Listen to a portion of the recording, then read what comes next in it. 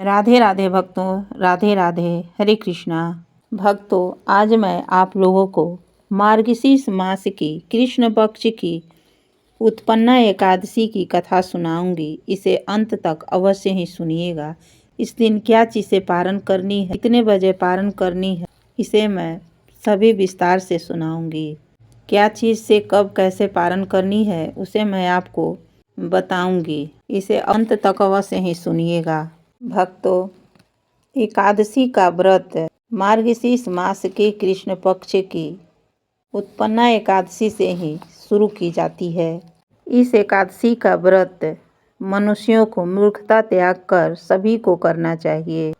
एक बार बोलिए उत्पन्ना एकादशी महात्म्य की जय। जय विष्णु भगवान की जय। जय माता लक्ष्मी की जय। राधे कृष्ण राधे कृष्ण राधे कृष्ण। हे प्रभु।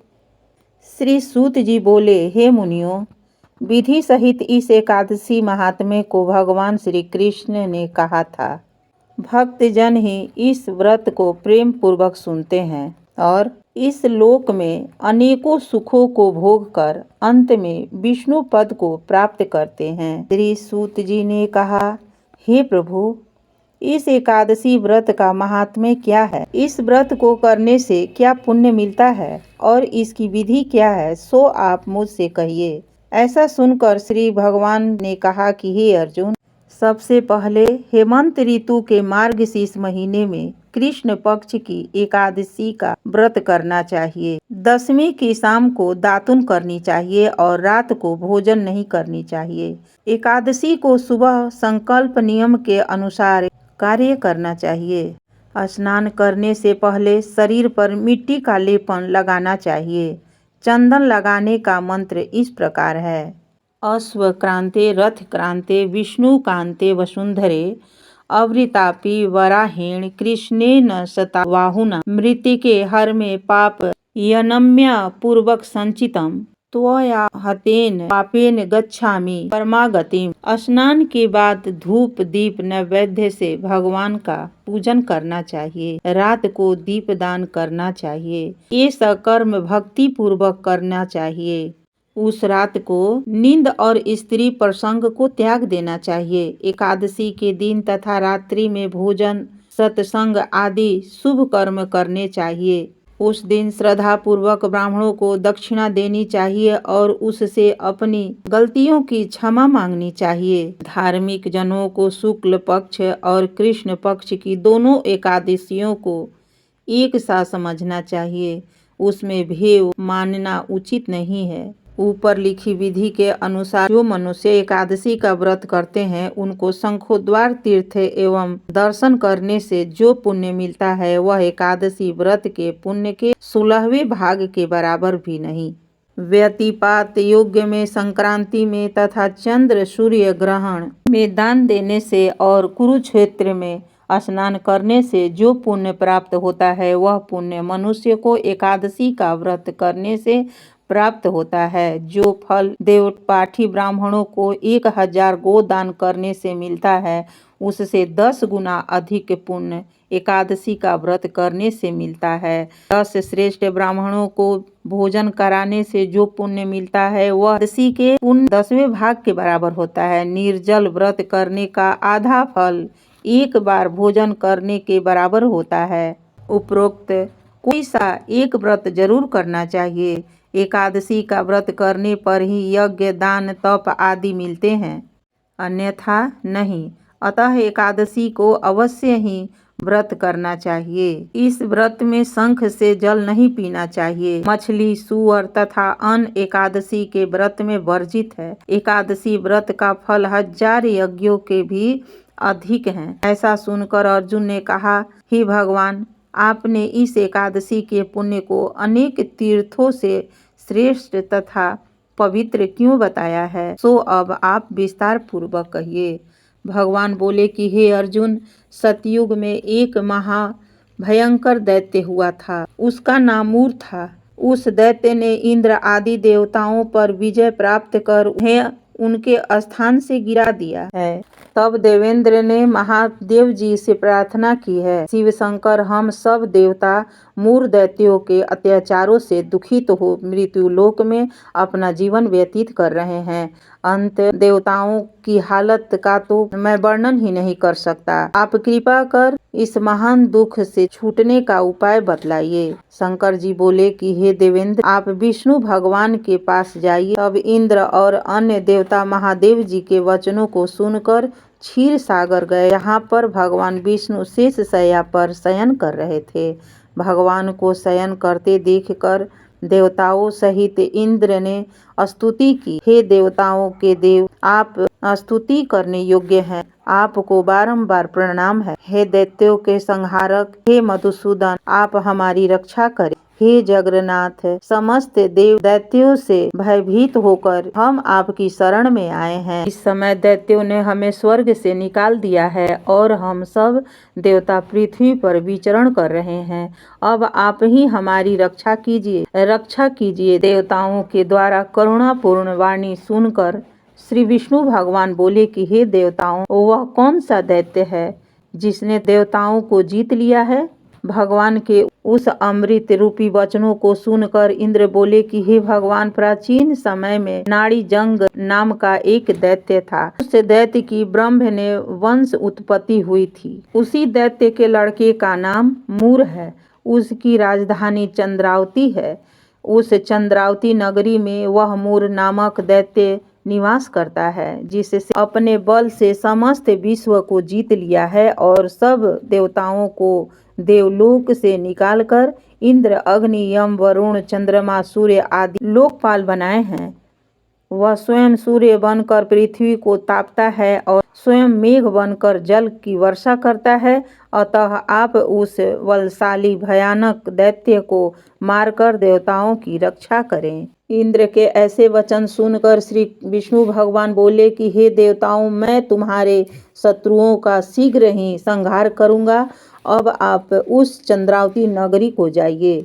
इस प्रकार भगवान विष्णु देवताओं के साथ चल दिए। उस समय दैत्यपति मूर अनेकों दैत्यों के साथ युद्ध भूमि में गरज रहा था। युद्ध प्रारंभ होने पर असंख्य दानव अनेकों अस्त्रों शस्त्रों को धारण कर देवताओं से युद्ध करने लगे, परंतु देवताओं दैत्यों के आगे एक क्षण भी न ठहर सके। तब भगवान विष्णु भी युद्ध भूमि में आ गए। तब दैत्यों ने भगवान विष्णु को युद्ध भूमि में देखा तो उस पर अस्त्रों शस्त्रों का प्रहार करने लगे। भगवान भी चक्र और गदा से उनके अस्त्रों शस्त्रों को नष्ट करने लगे। इस युद्ध में अनेकों दानव दैत्य के लिए सो गए, परंतु दैत्यों का राजा मूर भगवान के साथ निश्चल भाव से युद्ध करता रहा। भगवान विष्णु मूर को मारने के लिए जिन जिन शस्त्रों का प्रयोग करते, वह सब उसके तेज से नष्ट होकर उस पर पुष्पों के समान गिरने लगे। अनेक अस्त्रों शस्त्रों का प्रयोग करने पर भी भगवान उनको न जीत सके। वह आपस में मल्ल युद्ध करने लगे। भगवान विष्णु उस दैत्य से देवताओं के लिए सहस्त्र वर्ष तक युद्ध करते रहे, परंतु उस दैत्य को न जीत सके। अंत में विष्णु शांत होकर विश्राम करने के लिए इच्छा से बद्रिकाश्रम चले गए। उस समय 38 कोस लंबी एक द्वार वाली हेमावती नाम की एक गुफा में शयन करने की इच्छा से भगवान घुसे। हे अर्जुन, अतः मैंने इस गुफा में शयन किया। वह दैत्य भी मेरे पीछे पीछे चला आया। मुझको शयन करता देखकर भागने को तैयार हो गया। वह दैत्य सोचने लगा कि यह मैं आज अपने चिर शत्रु को मारकर सदैव के लिए निष्कंटक हो जाऊंगा। उसी समय मेरी देह से एक अत्यंत सुंदर कन्या दिव्य वस्त्र धारण करके उत्पन्न हुई और दैत्य के सामने आकर युद्ध करने लगी। तब वह दैत्य आश्चर्य के साथ सोचने लगा कि यह ऐसी बलवान कन्या कहाँ से उत्पन्न हुई। वह दैत्य उस कन्या से लगातार युद्ध करता रहा। कुछ समय बीतने पर उस कन्या ने क्रोध में आकर उस दैत्य के अस्त्रों शस्त्रों को टुकड़े टुकड़े कर दिए। उस कन्या ने उसका रथ तोड़ डाला। तब तो वह दैत्य महान क्रोध करके उससे मल्ल युद्ध करने लगा। उस कन्या ने उसको धक्का मारकर मूर्छित कर दिया। उठने पर उसका सिर काट लिया। वह दैत्य सिर कटते ही पृथ्वी पर गिर गया और मृत्यु को प्राप्त हुआ। अन्य समस्त दानव भी ऐसे देखकर पाताल लोक को चले गए। जब भगवान विष्णु की निद्रा टूटी तो वह दैत्य को मरा देखकर अत्यंत आश्चर्य करने लगे और विचारने लगे, इस दैत्य को किसने मारा है। तब वह कन्या भगवान से हाथ जोड़कर बोली कि हे भगवान, यह दैत्य आपको मारने को तैयार था, तब मैं आपके शरीर से उत्पन्न होकर उसका वध कर दिया है। इस पर भगवान बोले कि हे कन्या, तूने इसको मारा है, अतः मैं तेरे ऊपर अत्यंत प्रसन्न हूँ। तूने तीनों लोकों के देवताओं को सुखी दिया है, इसलिए तू अपनी इच्छा अनुसार वरदान मांग। कन्या बोली कि हे भगवान, मुझे यह वरदान दीजिए कि जो मेरा यह व्रत करे उसका समस्त पाप नष्ट हो जाए और अंत में स्वर्गलोक को जाए और मेरे व्रत का आधा फल रात्रि को मिले और उसका आधा फल एक समय भोजन करने वालों को मिले। जो मनुष्य भक्ति पूर्वक मेरे व्रत को करे वे निश्चय ही विष्णु लोक को प्राप्त करे। कृपया करके मुझे ऐसा ही वरदान दीजिए। जो मनुष्य मेरे दिन तथा रात्रि को एक बार भोजन करे वे धन धान्य से भरपूर रहे। इस पर भगवान विष्णु इस कन्या से बोले कि हे कल्याणी, ऐसा ही होगा। तेरे और तेरे भक्त एक ही होंगे और अंत में संसार में प्रसिद्धि को प्राप्त होकर मेरे लोक को प्राप्त करेंगे। हे कन्या, तू एकादशी को पैदा हुई है, इसलिए तेरा नाम एकादशी हुआ। जो मनुष्य तेरे इस व्रत करेंगे उनके समस्त पाप जड़ से नष्ट हो जाएंगे और अंत में मुक्ति को प्राप्त करेंगे। तू मेरे लिए तीज, 8, 9 और 14 से भी अधिक प्रिय है। तेरा व्रत का फल सब तीर्थों के फल से भी महान होगा। यह मेरा कथन सत्य है। ऐसा कहकर भगवान उसी स्थान पर अंतर्ध्यान हो गए। एकादशी भी भगवान के ऐसे उत्तम वचनों को सुनकर प्रसन्न हुई। भगवान बोले कि हे अर्जुन, सब तीर्थों दोनों व्रतों से अधिक एकादशी व्रत का फल सर्वश्रेष्ठ है। मैं एकादशी व्रत करने वाले मनुष्यों को शत्रुओं को नष्ट कर देता हूँ और उन्हें मोक्ष देता हूँ। उन मनुष्यों के विघ्नों को मैं स्वयं ही नष्ट कर देता हूँ। हे अर्जुन, यह मैंने तुमसे एकादशी की उत्पत्ति के बारे में बताया है। एकादशी व्रत समस्त पापों को नष्ट करने वाला, सिद्धि को देने वाला है। उत्तम मनुष्यों को दोनों पक्षों की एकादशियों को समान समझना चाहिए। उनसे भेदभाव मानना उचित नहीं है। जो मनुष्य इस एकादशी के व्रत को, महात्म्य को प्रेम से सुनते और पढ़ते हैं, सुनाते हैं, उन्हें अश्वमेघ यज्ञ का फल मिलता है। धन धान्य की प्राप्ति होती है और लक्ष्मी की प्राप्ति होती है। उन्हें मुक्ति मिलती है और सभी मनोकामना पूर्ण होती है। इसलिए मनुष्य को सभी मूर्खता त्याग कर इस एकादशी का व्रत अवश्य ही करना चाहिए। एकादशी का व्रत किस दिन करनी है, क्या चीज़ से पारण करनी है और कब पारण करनी है, इसे ध्यान से सुनिए। उत्पन्ना एकादशी का व्रत सभी को मंगलवार 26 नवंबर को व्रत करनी है और 27 नवंबर को पारण करनी है। पारण का समय प्रातः से दिन भर है और गौमूत्र से पारण करनी है। धन्यवाद। राधे राधे। हरे कृष्णा। कथा अच्छी लगी तो इसे लाइक करें, शेयर करें तथा सब्सक्राइब करें। धन्यवाद। आप सभी को उत्पन्ना एकादशी की ढेर सारी बधाई, मंगल कामना। धन्यवाद।